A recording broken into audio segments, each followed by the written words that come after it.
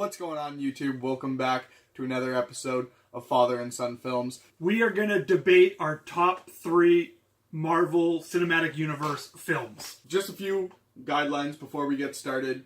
We're excluding any of the 3 Avengers films. Excluding? Excluding.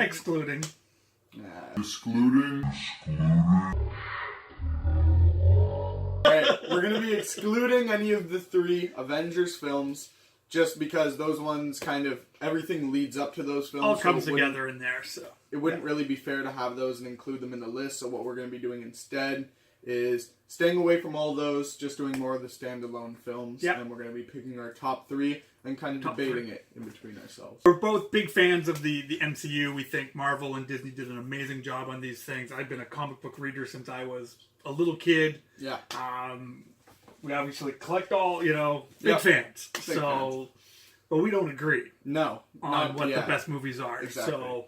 So top 3. Mm-hmm. So why don't we start from the bottom? So Cameron, give us your number 3.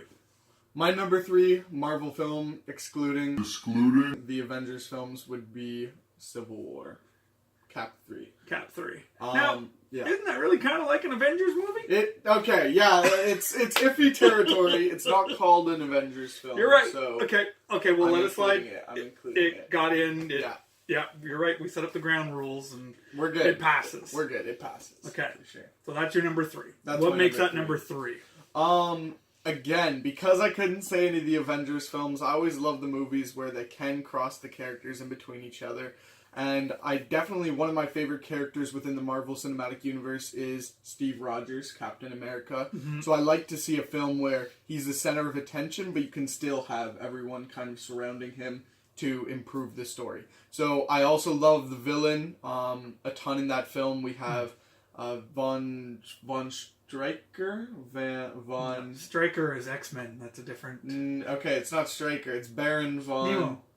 Nemo. Nero. Nemo. No, Nero, that's the emperor who broke down Rome. Whatever. Okay, I forget his name, whatever. He was a great villain. Yeah. Had a really cool story of how... Zemo. It was not Nemo. Oh yeah, that was the fish. Yeah, oh my gosh. Okay, yeah. Zemo. Baron Zemo. Got it. Okay. Baron Zemo was very creative direction on how a villain can go at kind of taking down a team of superheroes from within. Okay. That was my favorite part, just kind of seeing it from a different kind of perspective than just saying, bad villain versus good hero. Okay.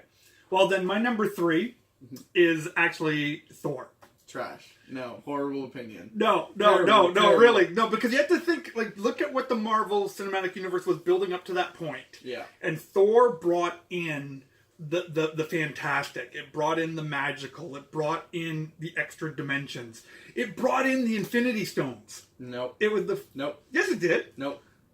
Captain America. Okay, Captain America. Well, Captain America did, but Thor expanded on it, and iffy. Yeah, and so no, but here what was really cool about Thor. So Thor brought in kind of the fantastic, brought in the Asgardians, but it was a fish out of water story. It was a Nemo story. Right. But Chris Hemsworth nailed it in the first Thor. I think he slowly started moving away from the essence of the character, but the first Thor, he's the god of thunder. He's this North god. He's a mythological, figure.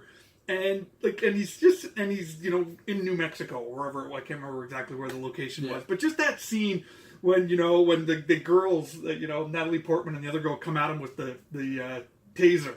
Yeah. And he just looked at them just so brash, you dare kind of come to the son of Odin with so puny of a weapon, and then and just get zapped. It was just the perfect fish out of story movie for me. Now they changed a whole bunch, and and the hammer and being worthy and all of that, but for the most part, I just loved Thor, and I thought that was a great introduction to the character. So that's why it's my number 3. Number 2 favorite movie. Excluding the Avengers films again, because my opinion changes when it comes to that, is Iron Man 1. Iron Man 1. So, Iron Man 1, take it back. 10 years. It's been 10, almost 11 years we're coming up on since the first film within the Marvel Cinematic Universe.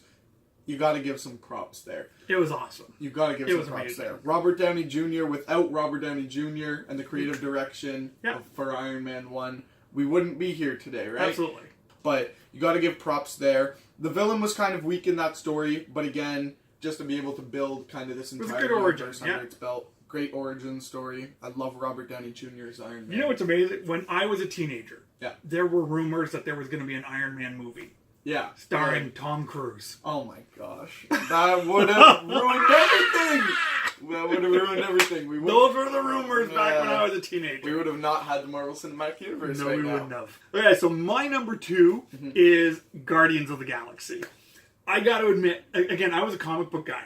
And Guardians of the Galaxy was... No one read that. Yeah. We didn't read it. My buddies didn't read it. It was a joke of a comic book. No one would ever pay money for that comic book. Yeah. And so I went into that movie with no expectations at all. And I loved every second of it. Again, it was different from what they had been building, but it still had that same kind of heart. The characters, the dynamics. I thought Chris Pratt as Star-Lord was amazing. Rocket Raccoon, Bradley Cooper as Rocket Raccoon, was amazing. I loved Rocket Raccoon. It was hilarious. Your mom... just kept mocking the whole movie. We're going to see a movie with a talking raccoon. It's like, no, babe, trust me, this is a good movie. Yeah.